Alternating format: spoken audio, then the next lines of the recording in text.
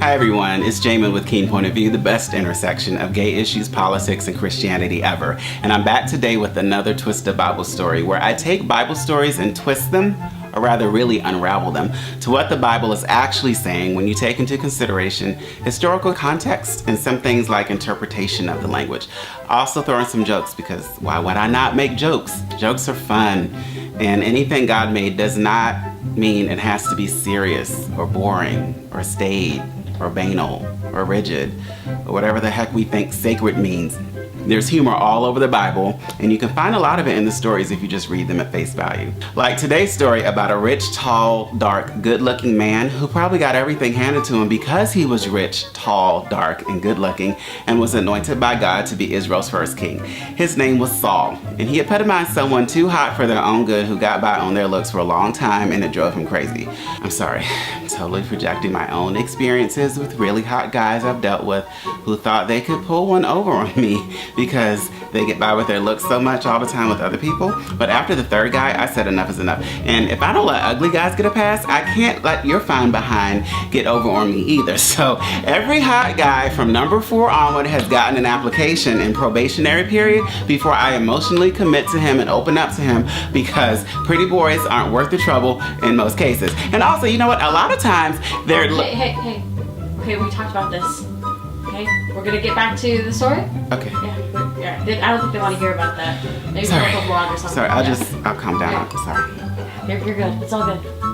Okay, back to Saul. He was actually successful as a king in the beginning, winning battles and honoring God and not upsetting God until he made a sacrifice later. But anyway, that's later.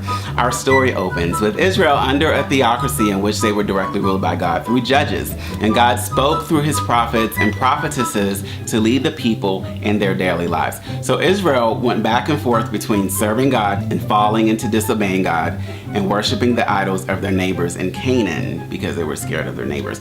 Samuel is a prophet, or was a prophet, and he rose up and helped Israel keep and remember their identity when they were being oppressed by the oppressive Philistines. And after Israel defeated them, Samuel set up 2 of his sons to judge Israel. However, the people didn't like living in the land without a king like other nations had. And Samuel warned them before that it was better to live under God directly than an earthly king, because the king would tax them and give their best land to his friends and cause their sons to go off to war. And the people said they wanted a king. The people wanted a king, and God told Samuel to give them a king. The people were determined to do what they wanted to do, including worshiping other gods, when they had just been afraid of their neighbors, and God is stronger than that, right? But they didn't trust him enough. Anyway, Israel had a huge problem with Philistia, and Israel as a nation was ruled by judges, but they really weren't a cohesive nation administratively. Samuel wanted people to still trust God. The people wanted Samuel's sons that he put in charge to succeed him as judges to step aside, and God told Samuel to do what they said and anoint the prettiest man in Israel to be king. No, really, the Bible says, it's in the text, that Saul was the prettiest man in Israel. Saul was later chosen to be king by the people by casting lots, even though God had already chosen him in private. God had already chosen Saul in private for something that he publicly claimed later. Are y'all hear me? God, when no one else was looking but God and Samuel, chose Saul in private and later had a random game of chance rigged so that Saul could be chosen in public. God had already said he was king, and the people didn't figure out until later, and then God again rigged the game to set Saul up on the throne. So if God has already chosen you for something, let the time do its work and let God get you ready for that time. So in time you will be publicly placed to give God the glory for where he already ordained you and called you to be. Back to the jokes. God made the prettiest man in the nation to be king. So yet again, pretty people getting away with too much, just like in our society today. Actually, I know we're not talking about my exes, but I have an ex who would talk his way out of a speeding ticket into a higher salary as well, because of his looks. It actually worked. And I have a cousin who missed a doctor's appointment because he went in on the last day and they stopped taking patients, and his wife was going to miss their discount on their healthcare plan the next year. So the nurse, without even looking up, told him he was too late. And then she looked up, saw his face, and smiled and said, "I'll see what I can do." I've witnessed pretty people get free food and employee discounts without even working where they eat and shop just because they're pretty. And somebody has to put a stop to this. Anyway, back to Saul. Whew. Saul had a kingdom now. He got everything handed to him all his life, and now he's king. God is a just God, but he's not always a fair God. Let's see what pretty boy Saul did with all his power as king, shall we? Because you know he messed it up later because he was too pretty to be any good. Anyway, Saul was successful at first, as I said. Israel won every battle they fought against the Moabites, the Ammonites, the Edomites, Aram, the kings of Zobah, the Philistines, the Amalekites. The Bible says that everywhere Saul turned, he was victorious. Israel actually lived in relative peace besides that. However, when the battle against the Amalekites was finished, Saul kept the good livestock for himself and spared the life of the Amalekite king. God told Israel to kill everything. The people, the animals, the babies, everything, and leave nothing. Saul disobeyed and lied to Samuel about keeping the livestock as a sacrifice for God because he was going to keep it for himself. Samuel then told Saul that obedience is better than sacrifice. Samuel then killed the Amalekite king right in front of Saul and told him that God had rejected Saul as king. Before this, Saul made a sacrifice instead of waiting on Samuel, who told Saul that he would arrive in 7 days to perform the sacrifice before Israel battled the Philistines. Samuel arrived a week later just as Saul was finishing the sacrifice. So this was the second time that Saul disobeyed God concerning a pretty major thing for the nation, and now God rejected him as king. And here is where the story gets good. Saul gets rejected as king by God. And then God tells Samuel to tell Saul that the kingdom will be given away. God has Samuel go and anoint David, who was his father's youngest son. His father's Jesse.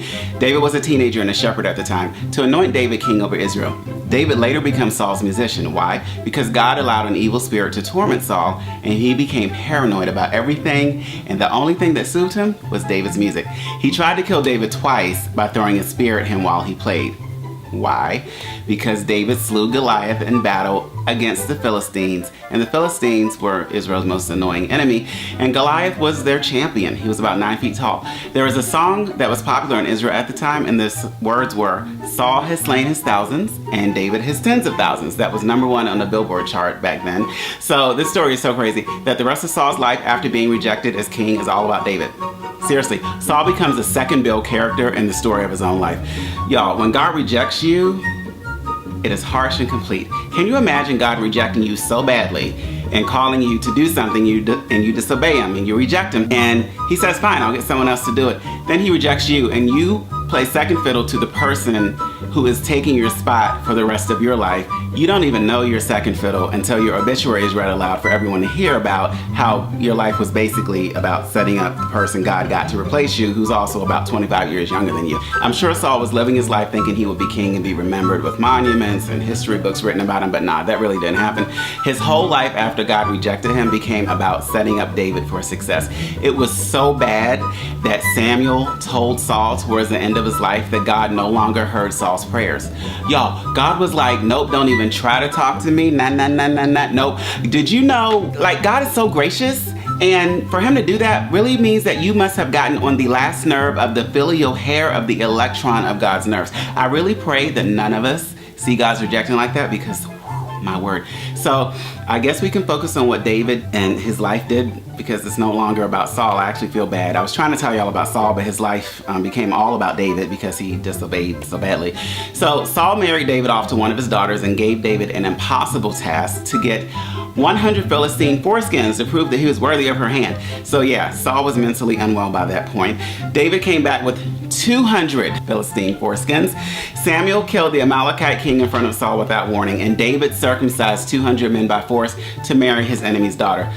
Y'all, Old Testament Israelites who obeyed God were really about that life. Saul tried to kill his son Jonathan, who was David's best friend, because Jonathan protected David after Saul hired hitmen to take out David. But David's wife, who was Saul's daughter, tipped off David, and David escaped to Jonathan. Crazy. I just want to know, like, who was running the kingdom? Who was running Israel? Like, Saul was just focused on getting David and killing him and even his own son. Lastly, Saul, because he had been used to getting everything handed to him all his life because he was tall, rich, dark, and handsome, didn't like that Samuel wasn't talking to him anymore and that now Samuel had died. By this point, even David made a truce with Saul, and he had not seen David since then because, you know, David proved to Saul that he could have killed him twice, but he didn't because he respected him as king. So now we're at a battle again with the Philistines, and Saul wanted to know how the battle was going to end, so Saul decides to go see a witch. Now, witches have been outlawed under Saul in Israelite law, and this woman feared for her life, but Saul was in disguise and he assured her that the king would let her live. So she summoned the spirit of Samuel. Now, usually a demon would mimic the dead person, but this time, oh no baby, Samuel actually crossed over from Sheol, which is the land of the dead. And he actually scared the witch so bad, and she was actually terrified. She was fine with demons mimicking dead people and tricking humans out of their money, but an actual dead person coming back to speak scared her. And not the evil beings literally hell-bent on destroying everything that God creates. Saul was clearly not the only one mentally unbalanced in this story. Anyway, Samuel tells Saul that God has fully rejected him, will no longer hear his prayers, has given the kingdom to David, and that Saul ain't that cute, his hair is crooked, he looks dusty, and he will lose the battle and die the next day. And he did. Samuel didn't say all that stuff about Saul not being cute and his hair being crooked and him looking dusty, but I really wish he had because, you know, but he couldn't because the Bible says he was pretty, so. What can we learn from Saul's life? Number 1, obey God, even if you're tired of waiting. You may lose out on what God blessed you with, and God will choose someone else to give it to if you don't obey God. Number 2, wait on God. Samuel took a week to get to Saul, and Saul and his soldiers got tired of waiting on Samuel.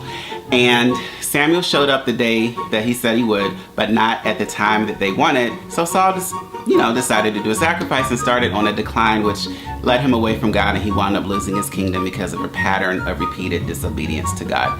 Number 3, don't tick off God to the point that he makes you a second player in the story of your own life.